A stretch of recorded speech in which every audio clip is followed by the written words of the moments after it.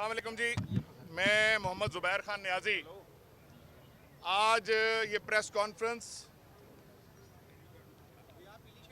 कर रहा हूं क्योंकि 48 घंटे हो गए हैं, 48 घंटे से ज़्यादा हो गए हैं। 13 मजरूबीन, 13 लोग जो इंजर्ड हैं और एक शहीद है, उनकी FIR दर्ज कराने के लिए मैं कोशिश कर रहा हूं। इमरान खान साहब साबिक वजीर आजम पाकिस्तान, चेयरमैन तहरीक इंसाफ पे कातलाना हमला हुआ है। 48 घंटे होने को आए हैं, 48 घंटे से ज्यादा हो गए हैं और अभी तक FIR दर्ज नहीं हुई।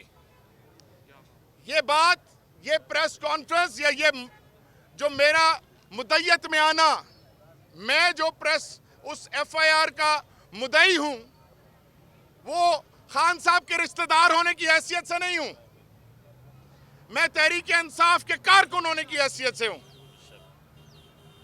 और मैं चशमदीद गवाह हूं उस वाकये का।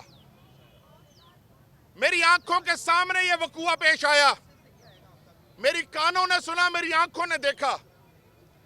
मैं ये सवाल पूछना चाहता हूं IG साहब से भी और पंजाब गवर्नमेंट से भी कि तहरीक इंसाफ का हर कारकुन पूछ रहा है कि अभी तक, तहरीक इंसाफ का हर कारकुन पूछ रहा है कि अभी तक ये क्यों नहीं दर्ज हुई FIR। मैं कल थाने बैठा रहा, पूरा दिन कल बैठा रहा। DPO SHO ने हमें गोलियां दी, कभी थाने की लाइट बंद कर दी।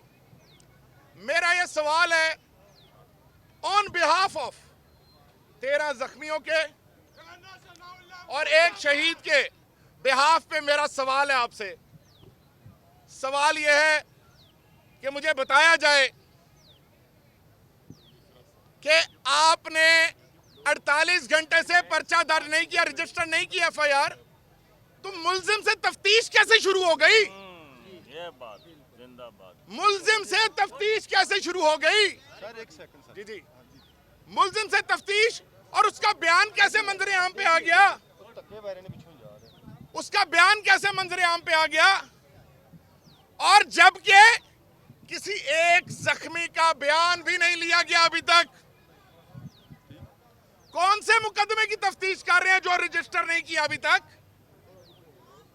और यह पूछना चाहता हूं कि उस मुकदमे में, उस वकूए में झूठ क्या है? क्या वकूआ नहीं पेश आया?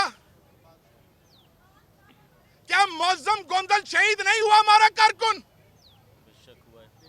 क्या 13 लोग जख्मी नहीं हुए समेत साबिक वजीर आजम पाकिस्तान के?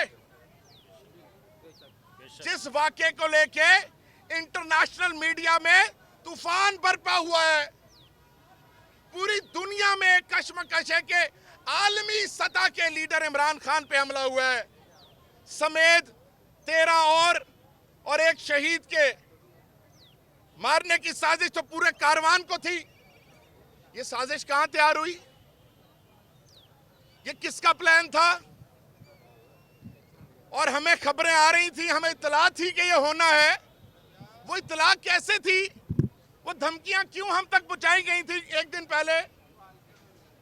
अच्छा सर, क्या ये सारी चीजें, एक मिनट, क्या ये सारी चीजें आपस में मिलती नहीं? और मैं आपको 5, 6, 7 चीजें बताना चाहता हूं जो आपको हर सवाल का जवाब दे देगी। किसको तकलीफ थी इमरान खान से जिसकी हुकूमत खत्म करवाई गई, रिजीम चेंज ऑपरेशन करवाया गया, फिर उसकी पॉपुलैरिटी मुल्क में तूफान मचा रही थी, जलसे हो रहे थे बड़े बड़े, फिर उसके बाद उसने ज़िमनी इलेक्शन में सबको स्वीप कर दिया। किसको तकलीफ थी उससे? फिर उसके बाद उसको एलिमिनेट करने के लिए, सियासत से खत्म करने के लिए उस पर पर्चे कराए गए बोगस, उसको कानून में फंसाने की कोशिश की, उसको जेल करवाने की कोशिश की गई। ये किसको प्रॉब्लम थी? फिर उसके बाद शहबाज गिल के साथ क्या हुआ? फिर उसके बाद आजम सवाती के साथ क्या हुआ? फिर फैसल वाडा की प्रेस कॉन्फ्रेंस टीवी पे लाइव दिखाई गई, खूनी का लफ्ज इस्तेमाल किया गया। अब मेरा आखिरी बात, क्या किसी पाकिस्तान के आईन में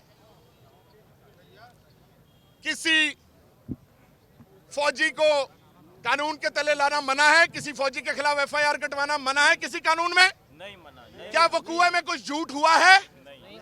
मुझे आर्टिकल 25 इजाजत देता है कि कोई पाकिस्तान का शहरी आइन से बालातर नहीं है, रूल ऑफ लॉ से ऊपर नहीं है। और आखिरी बात, खुलफा राशिदीन अगर पेश हो सकते हैं तफ्तीश के लिए, क्या बात है। खुलफा राशिदीन पेश हुए अदालतों में, तो क्या कोई खुलफा राशिदीन से बड़ा है यहाँ? नहीं, बिल्कुल नहीं, बिल्कुल नहीं, बिल्कुल नहीं। मेरा सवाल है ये। अच्छा अब सर, आप सवाल। अच्छा सर ये बताइएगा कि एक तो कहिएगा कि 2-3 नाम खान साहब ने दिए हैं, उनके अलावा कुछ नाम मालूम भी आप कितने लोगों को लगाया आपने? जी नामालूम भी हैं वहाँ पे उनके जो सहूलतकार हैं, नामालूम। सर ये बताइएगा कि लोग ये कह रहे हैं कि आप मेरी चीफ जस्टिस से अपील है, सर लोग मेरी चीफ जस्टिस ऑफ पाकिस्तान से अपील है कि चीफ जस्टिस साहब, ये पाकिस्तान के लोग इमरान खान से मोहब्बत करते हैं।